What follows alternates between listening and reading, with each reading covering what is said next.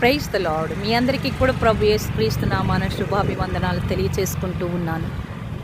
ఈ సాయంకాల పూట చెన్నై బీచ్ దగ్గర ఉండటం జరిగింది.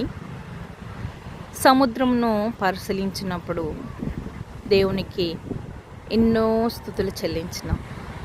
ఎందుకంటే ఇక్కడ ఉన్నటువంటి సముద్రము ఇక్కడ ఉన్న ఇసుక దిబ్బ పర్ర కంటే కూడా ఎత్తుగా ఉన్నది. అయినను సముద్రము అనేది దేవుని మాటకు లోబడుతూ ఉన్నది. నువ్వు ఇక్కడ వరకే ఇది పరిధులు దాటి రాకూడదు అన్నప్పుడు సముద్రము కూడా దేవునికి లోబడుతూ ఉన్నది. సముద్రము నాదే, సముద్రంలోని జలచరములన్నీ కూడాను నావే అని ప్రభువు చెప్తూ ఉన్నారు. సముద్రము అనేది దేవుని యొక్క సృష్టిలో ఒక భాగమై ఉన్నది. మరి సముద్రము కూడాను చాలా ఉపయోగకరమైనది.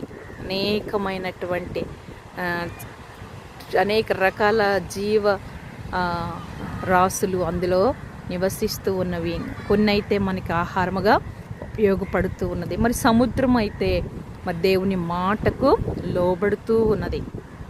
అది దాని సరిహద్దు దాటి ఎన్నడూ కూడాను దాటట్లేదు. ఎప్పుడైనాను దేవుని ఉగ్రత మానవుల మీదకి వచ్చినప్పుడు మాత్రమే అది మరి సునామీ రూపంలో వచ్చి అనేకులకు నష్టం కలిగించేదిగా ఉన్నది. కానీ మిగతా టైంలో చూసినప్పుడు ఆ యొక్క సముద్రము చాలా నిమ్మళముగాను ప్రశాంతముగాను మరి దేవుని సృష్టిని కొనియాడుటకు ఆధారముగా ఉన్నది.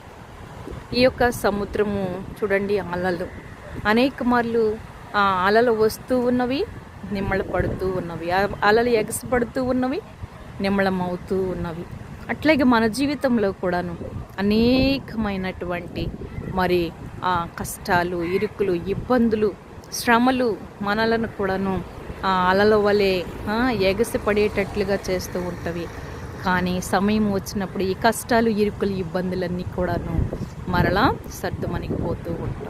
అన్నిటికీ సమయం ఉన్నదన్నట్లుగా ఎన్ని అలలు వచ్చినా కూడా అవన్నీ కూడాను ఆ సరిహద్దు వరకే. అలాగుననే ప్రభువు కూడా మనకు పెట్టినంత వరకే ఆ శ్రమలు, ఇరుకులు, ఇబ్బందులు సహించగలిగినంత వరకే మనకి శ్రమలు, కష్టాలు, ఇరుకులు, ఇబ్బందులు ఇస్తారు.